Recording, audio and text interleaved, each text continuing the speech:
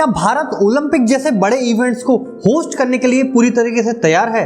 Bharat manufacturing से लेके servicing तक सभी जगह आगे बढ़ रहा है, तो खेलों में क्यों नहीं? चलिए जानते हैं ओलंपिक और उसकी होस्टिंग से जुड़ी सभी बातों के बारे में। और वीडियो के लास्ट में बताया जाएगा भारत ओलंपिक होस्ट कर सकता है या नहीं। ओलंपिक को चलाने वाली IOC यानी इंटरनेशनल ओलंपिक कमेटी का 141वां सेशन मुंबई में हुआ।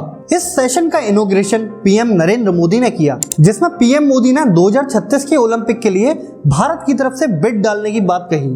साल 2036 में भारत में ओलंपिक्स का सफल आयोजन हो, इसके लिए भारत अपने प्रयासों में कोई कमी नहीं रखेगा। भारत ने इससे पहले 1950 और 1982 में एशियन गेम्स और 2010 में कॉमनवेल्थ गेम्स की होस्टिंग की है। अगला मिशन समर ओलंपिक है। वैसे तो 2036 आने में अभी 13 साल हैं, लेकिन ओलंपिक गेम्स इतने बड़े होते हैं कि इनकी तैयारी एक दशक पहले से ही शुरू हो जाती है। चलिए समझते हैं ओलंपिक की होस्टिंग आखिर कैसे मिलती है। ओलंपिक की होस्टिंग के लिए सदस्य देश बोली लगा सकते हैं। जब कोई देश अपने यहाँ ओलंपिक का इवेंट कराना चाहता है, तो उस आयोजन कराने वाले देश का एक शहर बोली लगाता है, और जो देश बोली लगाता है उसे वोटिंग का अधिकार नहीं होता।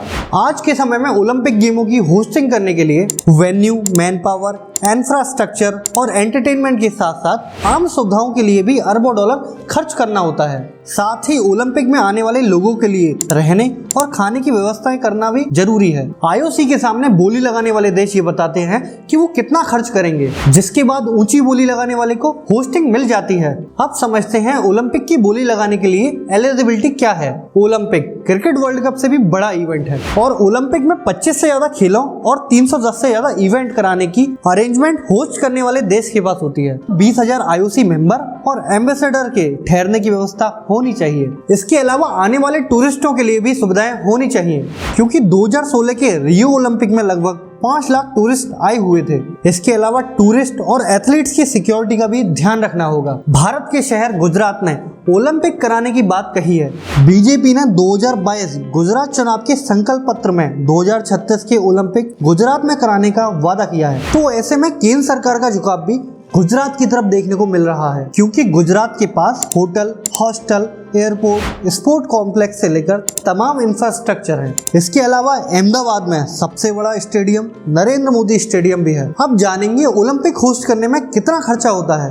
2013 में 2020 में होने वाले टोक्यो ओलंपिक की बोली लगाई गई, और ओलंपिक खत्म होने के बाद ऑफिशियली तौर पर 15.4 अरब डॉलर खर्च होने की बात कही गई, जबकि टोक्यो ने 2013 में 7.5 अरब डॉलर की बोली लगाई थी। कुछ रिपोर्ट्स ये भी कहती हैं कि खर्च 15.5 अरब डॉलर से ज्यादा था।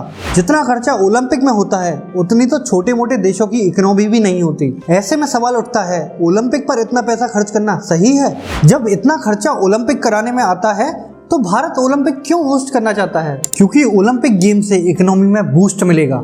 जिस देश में ओलंपिक होता है, वहां पूरी दुनिया से मल्टीनेशनल कंपनीज आती हैं, जो उस देश में आकर इन्वेस्टमेंट करती हैं। इसके अलावा पूरी दुनिया से स्पॉन्सरशिप भी मिलती है। इंटरनेशनल रिलेशन भी अच्छे होते हैं, क्योंकि गेम्स में सभी देशों के एम्बेसडर आते हैं। इसके अलावा खेलों को भी फायदा मिलता है, और उस देश में टूरिस्ट भी आते हैं। इन सभी से जॉब्स क्रिएट होती हैं। ऐसे में कौन सा देश नहीं चाहेगा कि ओलंपिक उसके यहाँ नहीं हो।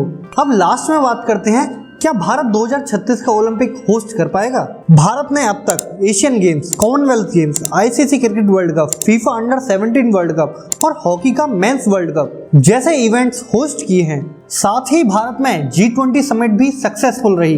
भारत ने दिखा दिया कि वो इतने बड़े इवेंट्स को होस्ट कर सकता है। भारत की पॉपुलेशन भी दुनिया में सबसे ज्यादा है। अगर ओलंपिक भारत में हुआ तो इसकी व्यूअरशिप बढ़ जाएगी। ये सभी बातें यही दिखाती हैं कि भारत अपने प्रयासों से ओलंपिक होस्ट कर सकता है। क्या भारत 2036 के ओलंपिक होस्ट कर पाएगा? हमें कमेंट्स में जरूर बताएं। ऐसे नॉलेजेबल वीडियो देखने के लिए हमें सब्सक्राइब जरूर करें।